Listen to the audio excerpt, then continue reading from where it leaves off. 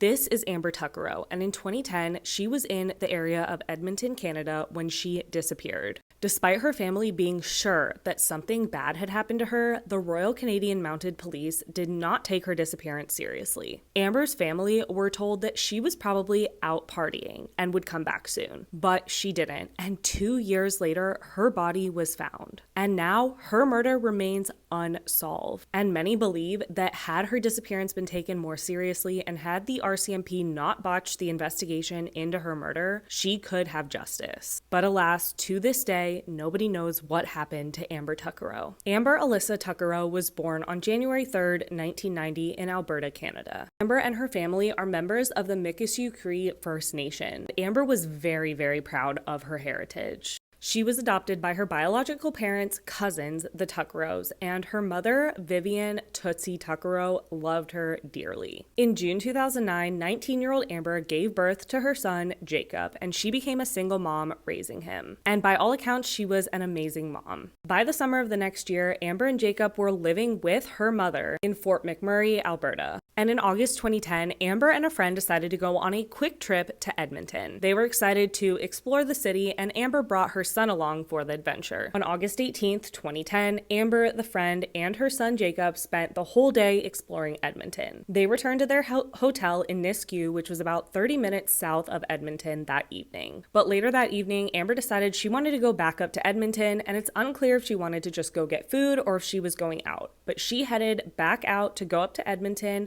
leaving Jacob with her friend at the hotel. Around 8 p.m., Amber was seen accepting a ride into Edmonton from an unknown man, and she was never seen again. By the next morning, Tootsie was concerned that she couldn't get a hold of Amber. And like I said, she went to the police and they initially told her that she couldn't report her daughter missing because it hadn't been 24 hours. And they said that she likely was just off doing something, out partying, and would be back soon. But Tootsie knew this wasn't the case and was immediately concerned for Amber and her well-being. Eventually, Amber was reported missing, but on September 4th, 2010, the RCMP issued a press release saying that they did not believe Amber was in any danger. This was because an unconfirmed witness came forward saying that they had seen somebody who looked like Amber. Despite this witness sighting being completely unconfirmed, the RCMP used this to remove Amber Tuccaro from the missing persons list. She was added back to the list on September 23rd, 2010, but no apology was issued to the family and Amber remained missing. The RCMP botched the investigation into Amber's disappearance in other ways as well. They didn't conduct interviews with anybody for 4 months, and they never interviewed the friend that Amber was traveling to Edmonton with. Additionally, her suitcase and belongings that were found in the hotel in Nisku were somehow destroyed. According to the RCMP, this was due to a series of operational mistakes, miscommunications, and a lack of oversight. But the contents of the suitcase were destroyed, so any potential leads that could come from that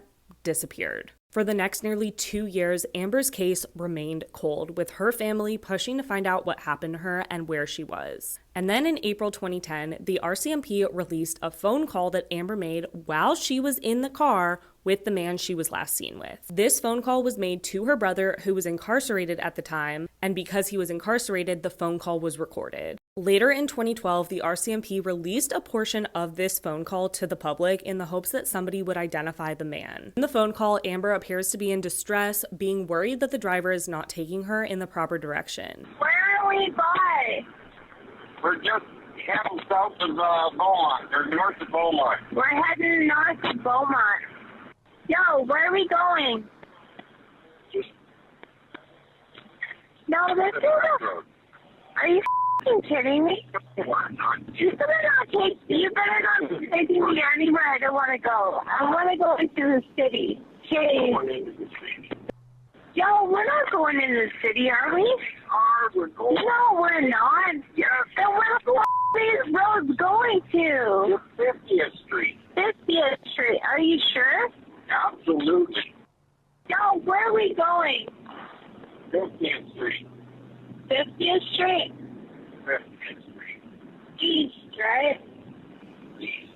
Unfortunately, just a few days after this phone call was released, Amber's remains were found in Leduc County, which is about 22 miles south of Edmonton. Now, this and the phone call was troubling because Leduc County was south of Nisku, whereas Edmonton was north. In the phone call, the man could be heard slipping up saying they were going south and then correcting himself saying they were going north to Edmonton. But after her remains were found south of Nisku where she was picked, people speculated that the man's slip up wasn't a mistake and was him telling the truth that they were going south before trying to cover his tracks. With the release of this audio, there were hundreds of tips that came in about the man heard in the call, and 3 in particular were very interesting. 3 women came forward separately saying that they were sure that the man in the audio was Patrick Carson. Carson has a criminal record and was known to exploit women by creating fake listings for jobs at his farm, picking up women in Edmonton, bringing them back to the farm, and assaulting them. And these 3 women were all sure that the man in the audio was Patrick Carson. However, the RCMP have said that they looked into Carson and have cleared him as a suspect in Amber's murder, and there's no other information about him as a suspect or why he was cleared. Unfortunately, Amber's homicide remains unsolved to this day. There have been other suspects over the years, but nothing has ever panned out, and what happened to Amber in August 2010 remains a mystery. Amber's family, including her mother Tootsie, are still fighting for justice for her. In 2014, Amber's family filed a complaint against the RCMP with the Civilian Review and Complaints Commission. After spending 4 years conducting an independent review of how the RCMP handled Amber Tuccaro's disappearance and murder case, they concluded that the RCMP's investigation was, quote, deficient in that various members were either not properly trained or did not adhere to their training,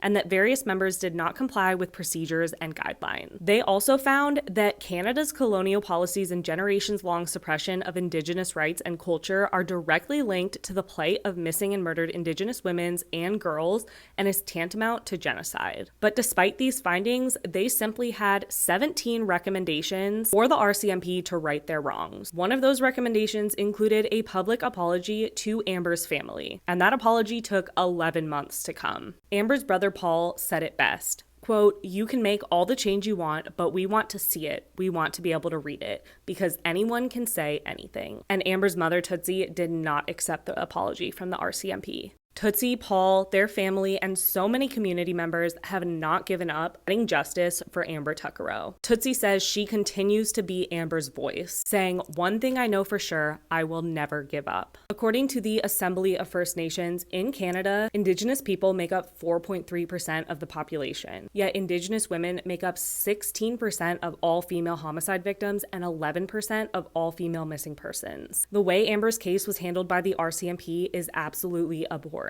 She could have been found earlier, her family could have had answers, and she could have justice if they had just handled the investigation properly and not written her off as out partying. All I can say is that Tootsie is doing amazing things advocating for her daughter, and hopefully one day Amber will see the justice that she deserves. Rest in peace, Amber.